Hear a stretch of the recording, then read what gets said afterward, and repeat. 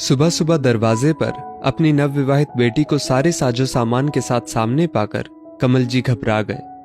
हे भगवान, ये क्या है तान्या? सारा सामान लेकर ससुराल से वापस क्यों आ गई? 2 महीने भी नहीं हुए शादी को, ऐसी क्या बात हो गई? तभी पीछे से तान्या की माँ उषा जी चिल्लाते हुए आई। हाय मेरी बेटी को क्या हुआ? तू ठीक तो है ना? क्या किया तेरे ससुराल वालों ने तेरे साथ? देखो तो मेरी बेटी कैसे सूख कर कांटा हो गई है, खाने को भी नहीं देते होंगे ढंग से। और तान्या को कमल प्रसाद जी से दूर करके अपने साथ कमरे में ले गई। कमल प्रसाद जी ने सारा माजरा समझने के लिए अपने दामाद रोशन को फोन लगाया। पापा जी, अब क्या बोलूं?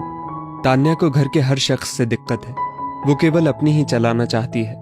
कोई उसे थोड़ा सा भी टोक दे तो उसका पारा 7वें आसमान पर चढ़ जाता है। मैंने कई बार उसे प्यार से समझाने की कोशिश की, लेकिन पता नहीं अगले ही दिन मम्मी जी से बात करके अपने पुराने स्वरूप में ही वापस आ जाती है। मम्मी जी उसे अपनी नई जिंदगी में ढलने ही नहीं दे रही हैं। पापा जी, बुरा मत मानना, लेकिन अगर हर छोटी बड़ी बात में लड़की की माँ अपनी चलाए तो किसी भी लड़की का अपने ससुराल में टिकना नामुमकिन है। आज भी तान्या माँ की किसी बात से नाराज होकर घर से चली गई। पापा जी, घर में 4 लोग रहेंगे तो बात तो होगी ही। छोटी छोटी बातों पर रूठ कर मम्मी को फोन लगाना और आए दिन घर में नए नए नाटक प्रस्तुत करना, ये कहाँ की समझदारी है? मुझे तान्या से कोई शिकायत नहीं है, क्योंकि उसमें तो अभी बचपना है। मैं उसे अपने प्यार से समझा सकता हूँ। लेकिन मम्मी जी, अगर वो दखल अंदाजी बंद करें तो ही जीवन पटरी पर आ पाएगा, नहीं तो मुझे तान्या से तलाक लेना पड़ेगा। तलाक की बात सुनते ही कमल जी के कदम लड़खड़ाने लगे और उनकी तबीयत खराब हो गई। अपने पति की ऐसी हालत देखकर उषा जी के पैरों के नीचे से जमीन ही खिसक गई। कमल जी को तुरंत अस्पताल में भर्ती कराया गया। भगवान का शुक्र था कि वो बच गए, लेकिन उनके निचले हिस्से को लकवा आ गया। उषा जी की जिंदगी में तो मानो गमों का पहाड़ टूट पड़ा हो। कुछ देर बाद कमल प्रसाद जी बोलने की स्थिति में आए तो उषा जी से बोले, देखो, तुम्हारे बोए बीज से आज क्या फसल उगी है। दामाद जी तान्या को तलाक देने को कह रहे हैं। तलाक? क्या कह रहे हैं आप? और नहीं तो क्या, तुम जो तान्या को बचपन से परवरिश दे रही हो और शादी के बाद भी उसके निजी जीवन से अपनी दखलंदाजी नहीं हटा रही हो, तो उसका और क्या परिणाम होगा? तुमने एक माँ होकर भी कभी अपनी बेटी का घर नहीं बसने दिया। बचपन से तान्या को तुनक मिजाज का बना दिया। शादी के बाद भी उसकी जिंदगी में इतना दखल कहां तक अच्छा है? जब भी मैंने बीच में बोलना चाहा तो मुझे भी तुमने चुप करा दिया। मेरे जीवन भर की कमाई लगाकर मैंने तान्या की शादी की थी। तुम भी जानती हो कितना पैसा बचा है अब हमारे पास में।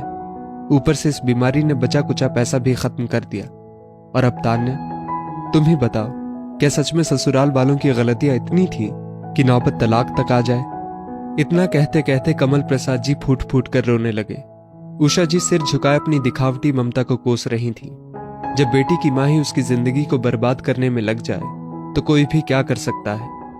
ये क्या संस्कारों के बीज रोपे हैं मैंने, जो मेरी फसल इतनी दुखदाई परिणाम दे रही है?